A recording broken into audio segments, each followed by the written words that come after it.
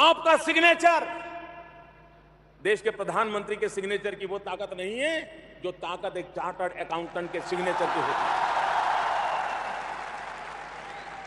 आपका सिग्नेचर सत्यता की, भरोसे की गवाही देता है। कंपनी बड़ी हो या छोटी, आप जिस अकाउंट पर अपने सिग्नेचर कर देते हैं उस पर सरकार भी भरोसा करती है और देश के लोग भी भरोसा करते हैं। Hello everyone, this is Purushottam here and once again welcoming you back to my YouTube channel। आज हम इंडिया के one of the top most professional course यानी कि CA चार्टर्ड अकाउंटेंसी कोर्स के बारे में समझने वाले हैं और मेरा आपसे ये प्रॉमिस है कि आज के इस वीडियो के बाद आपको कोई भी डाउट नहीं रह जाएगा चार्टर्ड अकाउंटेंसी कोर्स से रिलेटेड।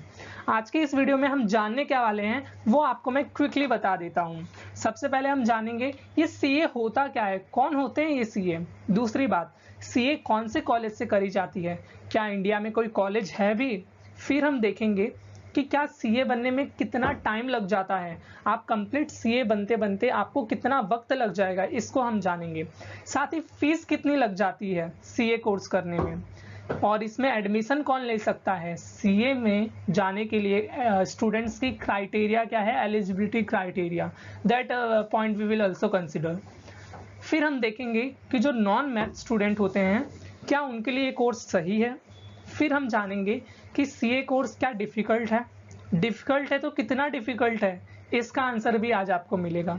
साथ ही हम देखेंगे कि एक बार CA बन जाते हो तो आपके पास कौन कौन से करियर ऑप्शंस होते हैं, अर्निंग ऑप्शंस, करियर में कौन कौन से आपके अर्निंग ऑप्शंस होंगी आपके सामने आफ्टर बिकमिंग चार्टर्ड अकाउंटेंट। फिर हम जानेंगे कि एक एवरेज सैलरी कितनी मिलती है एक CA को। इन सभी सवालों का जवाब आज के इस एक ही वीडियो में मैं आपको देने वाला हूं। So let's begin with our today's video. सबसे पहले जानते हैं CA क्या होता है। तो कोई भी पर्सन जब CA का एग्जाम क्लियर करता है तो उसके नाम के साथ 2 अल्फ़ाबेट जुड़ जाते हैं CA। फॉर एग्जाम्पल मेरा नाम है पुरुषोत्तम सिंह।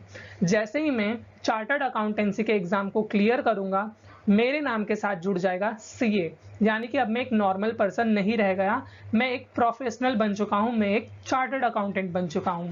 इसे आप इंडिया में भी कर सकते हो और बहुत से बाकी कंट्रीज में भी लोग CA करते हैं। इसकी बहुत ज़्यादा ज़रूरत होती है बिजनेस वर्ल्ड में। एक CA की बहुत ज़रूरत होती है बिजनेसमैन को। एक बिजनेसमैन CA के बिना अधूरा है। बिजनेसमैन को बिजनेस करने आता है पर उसे मैनेज कैसे करना है, फाइनेंस को कैसे मैनेज करना है, ऑडिटिंग करनी है फर्म की, टैक्स फाइल करना है, ये सब काम CA ही करके देता है। इसलिए हर बिजनेसमैन को एक CA की ज़रूरत पड़ती ही है। तो इसलिए बिजनेस वर्ल्ड में CA की बहुत ज़रूरत होती है, उनकी बहुत ज़्यादा रिस्पेक्ट होती है। जितने भी बड़े बिजनेसमैन हैं उनको CA की आवश्यकता पड़ती ही है। CA जो है एक चैलेंजिंग कोर्स तो है ही, इसमें थोड़ा आपका हार्डवर्क चाहिए, आपकी डेडिकेशन चाहिए, लेकिन जब आप अपना हार्डवर्क इसे दोगे, आप अपना इसे टाइम दोगे तो इसके जो रिवॉर्ड आपको मिलने वाले हैं वो बहुत ही अमेजिंग होंगे, आपने कभी सोचा भी नहीं होगा। तो ये कोर्स आपको बहुत कुछ अर्न करके देने वाली है इन फ्यूचर। तो ये कोर्स भले थोड़ा हार्डवर्क लेता है पर जो इसकी रिटर्न है वो बहुत ही ज़्यादा है, इसलिए आपको CA करना चाहिए। अब CA करता क्या है, तो CA ऑडिटिंग भी करता है। अब ऑडिटिंग क्या होता है, जितने भी बिजनेस फर्म होते हैं उनके लिए कंपलसरी है, गवर्नमेंट ने कंपलसरी किया है कि आपको रेगुलरली ऑडिटिंग करानी है, वरना सरकार उनके बिजनेस को बंद भी कर सकती है। अब ऑडिटिंग करता कौन है, तो इंडिया में ऑडिटिंग सिर्फ और सिर्फ फिलहाल तो चार्टर्ड अकाउंटेंट ही कर सकते हैं। यानी कि हर फर्म को ज़रूरत पड़ती ही है कि CA को बुलाओ या फिर CA के ऑफिस में जाओ और उनसे ऑडिटिंग करवाओ। बहुत सारे बड़े बड़े ऑडिटिंग फर्म भी होते हैं जहाँ पे बहुत सारे CA होते हैं, बिजनेसमैन उनके पास जाते हैं और बोलते हैं भाई हमारी ऑडिटिंग कर दो। तो ऑडिटिंग करने का काम भी CA ही करते हैं। साथ ही जितने भी टैक्स से रिलेटेड काम होते हैं, फाइल रिटर्न करना होता है, वो सब काम एक चार्टर्ड अकाउंटेंट करते हैं। फाइनेंस को मैनेज करना एक CA बहुत अच्छे से जानता है, क्योंकि इस कोर्स में आपको बहुत नॉलेज मिलती है जिसकी मदद से आप फाइनेंस को बहुत अच्छे से मैनेज कर पाते हो। बड़े बड़े बिजनेसमैन आपके पास कंसल्टिंग के लिए आते हैं कि हमारे बिजनेस में लॉस क्यों हो रहा है, हमारे बिजनेस में कितना प्रॉफिट हो रहा है, ये जानने का काम भी CA की मदद से करते हैं। अब जानते हैं कि सीए के लिए हम जाए किस कॉलेज में, कहाँ पर होता है सीए का कॉलेज। तो इसका आंसर है इंडिया में कोई कॉलेज है ही नहीं सीए के लिए। Yes, you are hearing it right.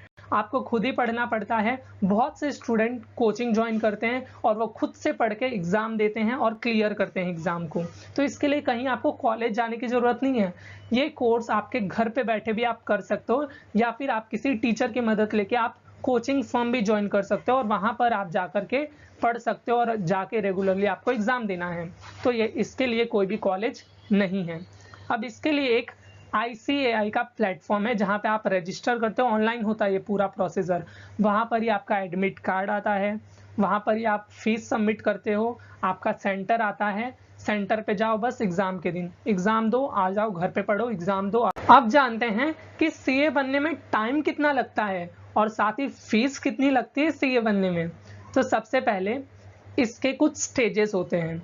जैसे कि हमने स्कूलिंग करी थी ना, 9th, फिर 10th, फिर 11th, फिर 12th, वैसे ही सीए में 3 स्टेजेस होते हैं। सीए फाउंडेशन सबसे पहला जो आपके स्क्रीन पे दिख रहा है, नेक्स्ट होता है सीए इंटरमीडिएट, देन थर्ड होता है सीए फाइनल। ये 3 लेवल होता है। सीए फाउंडेशन पास करो, उसके बाद सीए इंटरमीडिएट में आप आ गए, सीए इंटरमीडिएट पास करो, आप सीए फाइनल में आ गए। अब इसको समझते हैं कैसे होता है। सीए फाउंडेशन के लिए आपको 6 महीने का टाइम मिलता है। 6 months you get for the studies. 6 month मिलते हैं। और इसका फीस कितना लगता है, तो अप्रोक्स 10,000, कई बार 9,000 के अराउंड भी होता है, तो आप अप्रोक्स इसे 10,000 मान के चलो। तो 10,000 आपके लगते हैं सीए फाउंडेशन की लेवल में।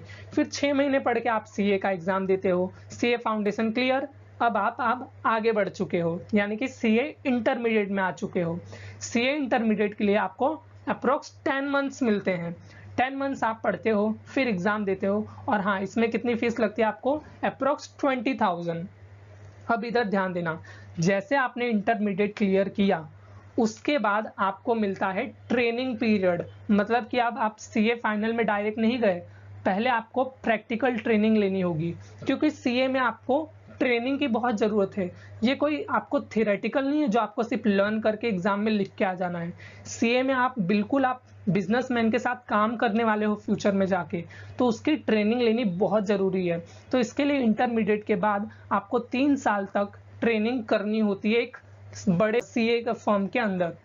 जैसे कोई भी चार्टर्ड अकाउंटेंट है, उसके साथ आपको कुछ सालों तक काम करना होगा, अप्रोक्स 3 इयर्स के लिए। 3 इयर्स तो आपको करने ही होते हैं उनके साथ ट्रेनिंग। फिर 3 इयर्स करने के बाद फिर आप देते हो सीए फाइनल एग्जाम, 8 महीने पढ़ के। 8 मंथ्स का प्रॉपर आप पढ़ोगे सीए फाइनल का पूरा कोर्स, और उसमें आपको अप्रोक्स 25,000 लग जाते हैं। और जैसे आपने ये एग्जाम क्लियर किया, आप फाइनली बन जाते हो सीए चार्टर्ड अकाउंटेंट। अब इसकी एलिजिबिलिटी क्या है, इसको समझ लेते हैं। तो कोई भी स्टूडेंट जो 12वीं पास है फ्रॉम एनी स्ट्रीम, चाहे आप साइंस से हो, आप आर्ट्स से हो, या फिर कॉमर्स से हो, आप किसी भी स्ट्रीम से हो, तो आप सीए के लिए एलिजिबल होते हो, आप एडमिशन ले सकते हो सीए में, यानी कि आप फाउंडेशन के लिए एलिजिबल होते हो। पर ध्यान रखना, अगर आप कॉमर्स बैकग्राउंड से हो तो आपको फाउंडेशन में बहुत ईजी पड़ेगा आपको, क्योंकि 11th-12th में जो आप पढ़ के आते हो ना, वही फाउंडेशन में, और थोड़ी और एडिशनल चीज़ें होती है, बट 11th-12th का ही मैक्सिमम कंटेंट होता है कॉमर्स का, तो इसका आपको एडवांटेज मिल जाता है। नेक्स्ट, जो भी ग्रेजुएट स्टूडेंट्स होते हैं और पोस्ट ग्रेजुएट स्टूडेंट्स होते हैं, वो डायरेक्टली सीए इंटर में एडमिशन ले सकते हैं, यानी कि उनको सीए फाउंडेशन का एग्जाम देना जरूरी नहीं होता। They can directly appear for CA intermediate exam. तो अगर आपने ऑलरेडी ग्रेजुएशन कर ली है और उसके बाद आपको याद आ रहा है कि अरे मुझे सीए करना था, या फिर बाद में आपको जाके पता चला कि यार मुझे सीए करना चाहिए था, या फिर किसी और से आपने सुन लिया, तो उसके बाद आप डायरेक्टली जाओगे और आप सीए फाउंडेशन का एग्जाम नहीं दोगे, आप डायरेक्टली सीए इंटर के लेवल पे आप पहुंच जाओगे, क्योंकि आपने ग्रेजुएशन करी हुई है। अब ये एक बड़ा कंफ्यूजन होता है कि मैथ्स हमारा बहुत वीक है, क्या हम सीए में हमें जाना चाहिए, क्या हम सीए के लिए परफेक्ट स्टूडेंट हैं? तो इसका आंसर है, आप अगर बिना मैथ्स स्टूडेंट के भी हो, अगर आप बिना मैथ्स लिए भी आपने 11th-12th पास की है, तो भी आप सीए फाउंडेशन इजीली क्रैक कर सकते हो। बहुत से मैक्सिमम जो स्टूडेंट्स होते हैं वो 11-12 में मैथ्स पढ़ते ही नहीं है, फिर भी वो सीए फाउंडेशन आराम से क्लियर कर लेते हैं, क्योंकि इसका जो मैथ्स होता है वो ज़्यादा हार्ड नहीं होता। उसे जब आप पढ़ोगे, जो आपको 6 महीने मिलेंगे, 6 मंथ्स, उसमें आप बहुत ही ईजिली पढ़ के पास कर लेते हो। तो इसमें आपको ज़्यादा टेंशन लेने की ज़रूरत नहीं है कि भाई मैंने तो मैथ्स ही नहीं पढ़ी है, या फिर मैं मैथ्स में वीक हूँ, क्या मैं सीए फाउंडेशन क्लियर कर पाऊंगा। तो बहुत इजीली आप कर सकते हो, और सिर्फ सीए फाउंडेशन में ही आपको मैथ्स आता है, आगे आपको मैथ्स नहीं आता। अब जानते हैं क्या सीए डिफिकल्ट कोर्स है। तो कई स्टूडेंट से अगर आप सुनोगे तो वो बोलते हैं बहुत इजी है, बहुत इजी है, 11-12 से भी इजी है। तो इसका आंसर ऐसा नहीं है, 11-12 से भी इजी नहीं है, इनफैक्ट ये थोड़ा हार्ड कोर्स है। तो यस, आई एग्री, ये बहुत ही सच बात है कि सीए कोर्स डिफिकल्ट है, पर ये डिपेंड करता है स्टूडेंट के डेडिकेशन पे, स्टूडेंट्स के लेवल ऑफ नॉलेज पे। अगर आपकी प्रैक्टिकल अप्रोच है, आप चीज़ों को प्रैक्टिकली समझते हो, आप हर चीज़ को मन लगा के करते हो, आप डेडिकेशन के साथ, हार्डवर्क के साथ अपनी स्टडीज़ को करते हो, तो डेफिनेटली सीए आपके लिए ईजी हो जाएगा। तो इतनी घबराने की बात नहीं है, बहुत से स्टूडेंट्स सीए क्लियर करते हैं। तो ये एज सच हार्ड कोर्स नहीं है, इसे हार्ड बनाया जाता है कुछ स्टूडेंट्स के द्वारा ही, जो इसको समझ के नहीं करते, जो प्रैक्टिकल अप्रोच नहीं रखते, तो उनके लिए ये कोर्स तो मोस्ट डिफिकल्ट हो जाता है। सीए आप ही समझो, इसमें आपको प्रैक्टिकल चीजें ही डील करनी है। आप बिजनेसमैन से मिलोगे, बड़े बड़े बिजनेसमैन आपके पास आएंगे, तो आपके पास प्रैक्टिकल नॉलेज ही नहीं होगी, तो क्या काम के आप सीए। तो इसलिए सीए में आपको प्रैक्टिकल नॉलेज की बहुत ज़रूरत है। तो सीए कोर्स इसलिए थोड़ा डिफिकल्ट पड़ता है, पर ये इम्पॉसिबल नहीं है। It is possible with your patience and your dedication, with your smart work and hard work, it is possible. चलो, आप सीए बन भी गए, अब आपके पास कौन कौन से तरीके हैं अर्निंग के। आपने सीए तो अर्निंग के लिए ही की थी ना, ये तो फैक्ट है। हम सीए क्यों बनते हैं? ताकि हम आगे जाके अच्छा अर्न कर सके, हमारी लाइफस्टाइल इंप्रूव हो।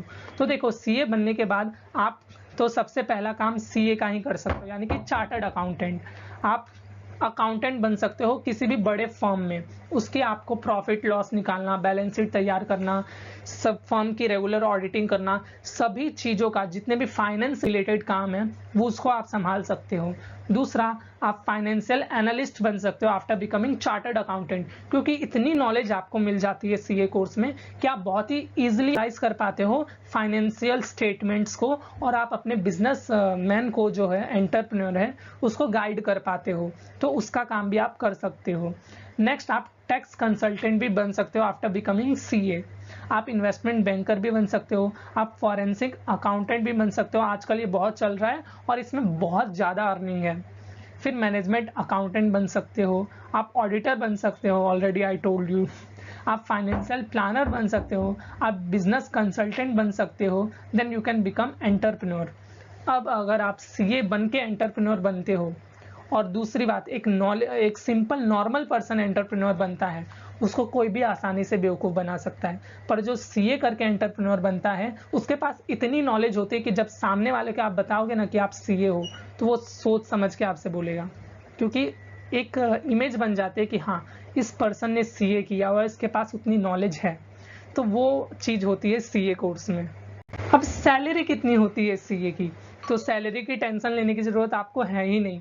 अगर आप एक बार आप सीए बन जाते हो, तो आपको सैलरी की कभी टेंशन लेने की ज़रूरत नहीं है। आप किसी भी फर्म में जाओगे ना, वो चाहते हैं कि हमारे पास एक बेस्ट चार्टर्ड अकाउंटेंट आए, और वो उसको रखने के लिए, वो उसको अपने पास टिकाए रखने के लिए, वो उसे बहुत ज़्यादा सैलरी देते हैं। ऑन एन एवरेज मैं आपको बता देता हूँ, आपको 10 to 12 लाख पर एनम तो मिल ही जाता है आसानी से आफ्टर बिकमिंग सीए, एक अच्छे फर्म में। हाँ, ये भी ध्यान रखना, आप छोटे मोटे फर्म में चले गए तो उस हिसाब से आपको वैसे सैलरी मिलेगी, पर अगर आप एक बड़े फर्म में जाते हो तो आपकी सैलरी 20 लाख की भी होती है, 22 लाख की भी होती है। तो ये डिपेंड करता है आपके नॉलेज पे, आप कैसे फर्म को ज्वाइन कर रहे हो, आपकी अंडरस्टैंडिंग कितनी थी, आपने कितनी प्रैक्टिकल नॉलेज ली सीए के वक्त। तो ये सारी चीज़ें मिलके आपका सैलरी डिसाइड करती है। पर हाँ, किसी भी केस में आप सैलरी आपकी कम नहीं होती। So this was all about CA course. So I hope ये वीडियो आपके लिए हेल्पफुल रहा होगा, आपको बहुत सी इन्फॉर्मेशन मिली होगी इस वीडियो से, और आपके जितने भी डाउट्स थे वो भी क्लियर हो गए होंगे। फिर भी कोई डाउट अगर बाय चांस रह जाता है तो आप मुझे कमेंट सेक्शन में पूछ सकते हो, और साथ ही आप मुझे ज़रूर बताना कि ये वीडियो आपको कैसा लगा। तो मिलते हैं हमारे नेक्स्ट वीडियो में। Take care and bye bye.